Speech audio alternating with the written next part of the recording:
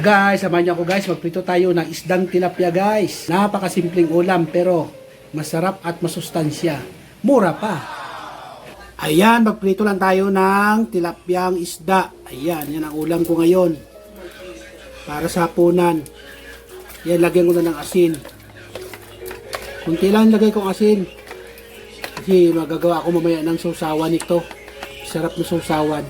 Saka mayroon din akong sinabak dyan, galing probinsya. Sarap yon, porong suka yon. At ayun na guys, sinimulan na natin ang pagprito guys. Ayan, unahin ko muna yung mga buntot. Bali apat na buntot. Buntot na gitna. Wala extra yung ulam namin, talagang sakto lang yun sa 8 tao. Bawat isang tao, isang slice. At ayan guys, itabi natin ito yung gitna ng isda para ma-drain yung mga mantika niya. Ayan, dyan lang yun natin sa gilid. At siyempre, kakarga na natin yung ulo. Yan, mga ulo naman.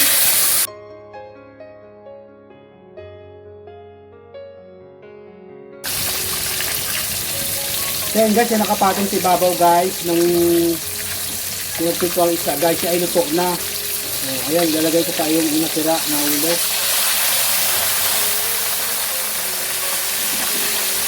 Mayroon pala guys, gumawa ng video na mag-isa ka lang, wala kang katulong sa kusina. Kaya sariling sikat talaga.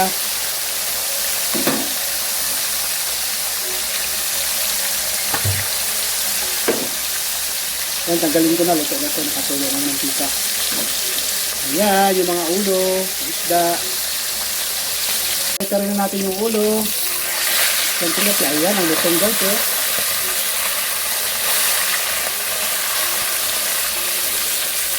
Ito rin natin. Diba? Asin lang inalo ko dyan guys. Hindi ko nilagyan ng ibang pampalasa. Saka hindi ako naglagay ng breadcrumbs. Gusto ko natural yung kanyang pagkakatusted.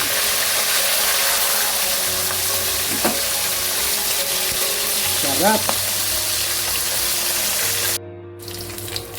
At ayun na guys, luto na yung ating natirang pinirito sa kawali guys. Akin na po yung tatanggalin. At akin na sa ililipat isa-isa. Ayan, malutong na pagprito ko guys.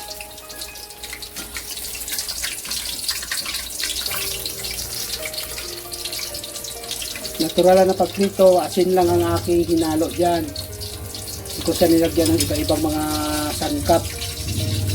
Simple-simple lang. Ayan, luto na yung aming ulam ngayong hapunan. Pritong tilapia lang. Napakasimple. Simpleng ulam, masarap at masustansya at napakamura pa. And guys, yung kanyang sausawan guys, dito sa kabila, ayan, lalagyan ko na ng toyo yan. Yan, nilagyan ko na ng sibuyas, toyo. At siyempre, mayroon pa isang sausawan. Ayan guys, yung sinamak guys, yan. Galing probinsya yan, ayan, natural na natural yan guys. Kaya, ang sarap. Simpleng-simple lang guys, yung ulam namin ngayong hapunan guys. Kaya maraming naman salamat guys sa inyong panood ng aking simpleng videos guys. Sa mga hindi pa na-subscribe, mag-subscribe na po kayo. Maraming salamat po at sa mga nakapag-subscribe na, maraming salamat din po sa inyo. At God bless us po sa inyong lahat.